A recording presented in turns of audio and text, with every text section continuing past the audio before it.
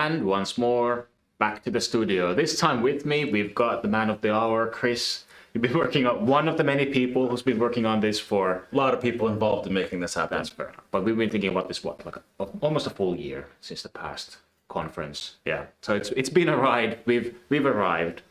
I like to do this kind of recap of based on this year's topics. Like what is leadership 2021 edition?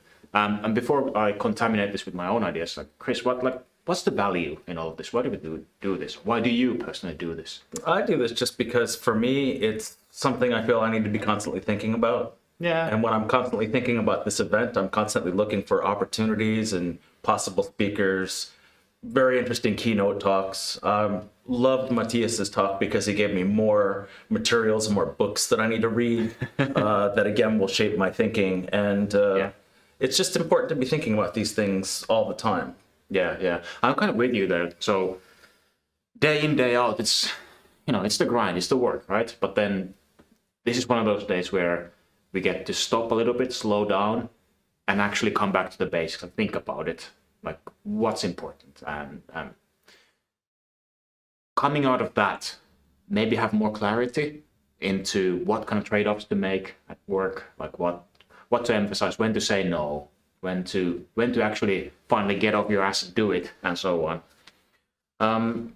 I tried to pick out some themes just now about what's being talked about today, and there's been this undertone of like good leadership is still about confidence and being decisive. Sure, like that's an old fact. We've had this for a while. But I think what's been underlined a lot this year was that where that confidence and decisiveness is coming from. I would maybe phrase it as thoughtful action about this, leading fast and slow, having that moment of slowing down to think about why are we doing this, that it's a thoughtful, the right response. And by doing that, it's not about the automated process you have in the backbone, right? Like nobody's been talking about this year about production processes. We didn't talk about the Project Onion.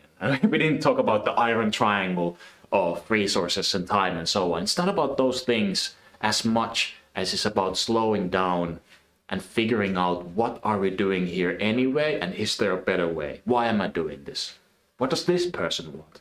And I think then another way of phrasing that, we spent a lot of time today talking about being goal-oriented in different ways. Sure, the why, but then from the why you get the how. So when you have a goal, when you have a clear idea of what to prioritize, well, then you can prioritize, right? Yeah, so absolutely. Unless you have a goal, it's really difficult to know, do we go left or right? Do I say yes to both things, just in case, or something? And that ability to prioritize that's coming from the goals, that in itself is an iterative process. So I think that's also come up so many times today. I think really it's that quiet introspective. Yeah. It's really slowing down, stopping, thinking about the why. Why are we doing this? What is it that we need to change? How do we sort of adapt and iterate things forward? I mean, that's the beautiful thing about the game industry in general, is that we're constantly making mistakes, we're constantly learning from our mistakes, we're constantly iterating ourselves forward.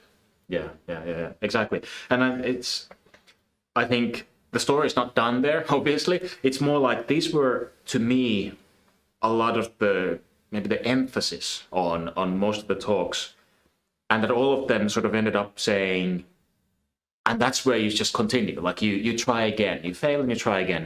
You're going to suck with whatever you try for the first couple of times, being a leader or having a new initiative or trying to be better, but you keep at it and you iterate and you hone your goals. And that's how you become a master of your craft. I think that's really, really, really good. And another thing that I did like, and it reminded me of this quote from Tim Harford, that the only thing that's ever changed anybody's mind is a good story. So like to do the things that you want to do, like whether it's driving through a new initiative or like improving the process in your company, getting rid of crunch or whatever else, you need to convince somebody that this is a good idea. and that stories, and you being able to tell that story and get people to understand things, understand the point of view, understand the repercussions of what you're proposing. That's important. You need to be able to communicate well to other people. And I think then, even just now, a couple of minutes ago, so heavy emphasis on the word empathy.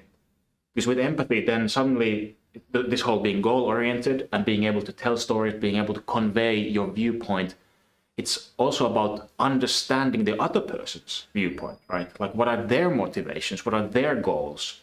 And thus, how can I help them do their thing? And how can I, when I understand what they're trying to do, how can I fit my goals to not be sort of mutually exclusive? So we are rowing into the same direction instead of kind of pulling. Aligning everybody's interests so that we're all moving in the same direction. Yeah. So I think this is the new school, new age, soft leadership, which I think is, at least based on today, I think we're now seeing it's substantially more powerful than just having that hard leadership and strict processes and like whipping people into line and all that. But I think it's really about caring about the other individual and getting them to become, understand that we care about your interests. Yeah. And with that, I can, because I'm helping you grow, we're going to grow together. We're going to move everything forward together. Yeah, absolutely.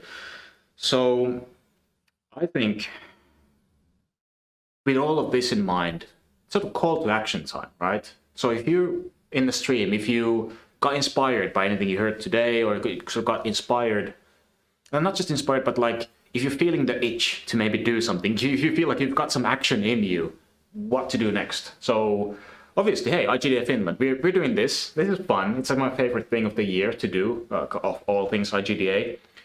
But it's not the only thing. So like, what are all the different ways one could participate?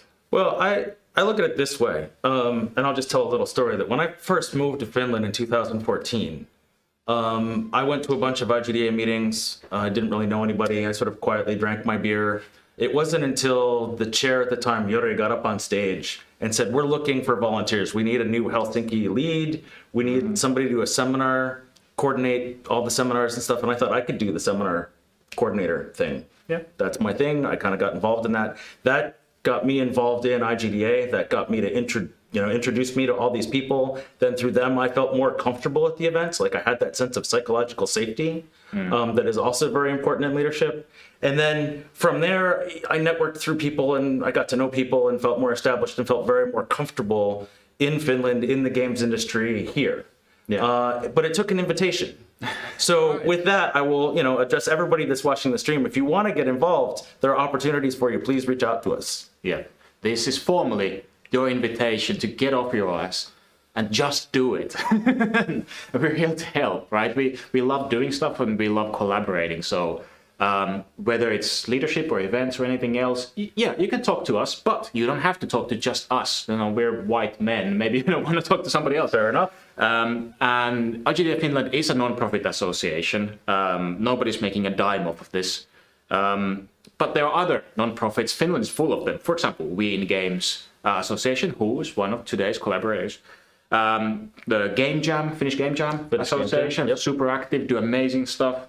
Helsinki Games Capital Association, again, one of today's kind of angels, and so much more. I'm kind of forgetting most of them. But like there is a lot of stuff going around, whether it's indie beers and all the rest. Just, talk to somebody, ask in Facebook, or, Facebook is last year's news, ask in Slack, ask in Discord. There will be somebody to, have a good time with, professionally speaking, manners. I do want to thank everybody who's been involved in today's event. So we're here. Again, there's other people here physically present on the other side of the camera and online on the streams. It's been a lot of work, but I think we pulled it off nicely this year. And again, another big shout out to all of today's community sponsors and partners. So again, a big round of applause for Skunkworks, Next Games, Lightyear, Supercell, Red Hill Games, Future Play, Rovio, Genvid, City of Helsinki, We in Games. You guys are amazing. Thanks for letting us do this. Appreciate this a lot. And if for next year, if you've got a story to tell, if you know somebody who's got an amazing story to tell, bring them our way. Maybe it's something that, let's amplify that message. Let's bring out those stories that change people's minds.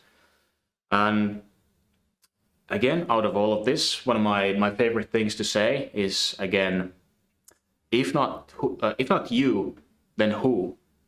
And if not now, when? So with that, thanks so much for being here today, and time for us to start to tear down the sets and maybe have a beer afterwards. Well, thank you for tuning in, and we'll catch you in the next event. Bye. Thanks, everyone.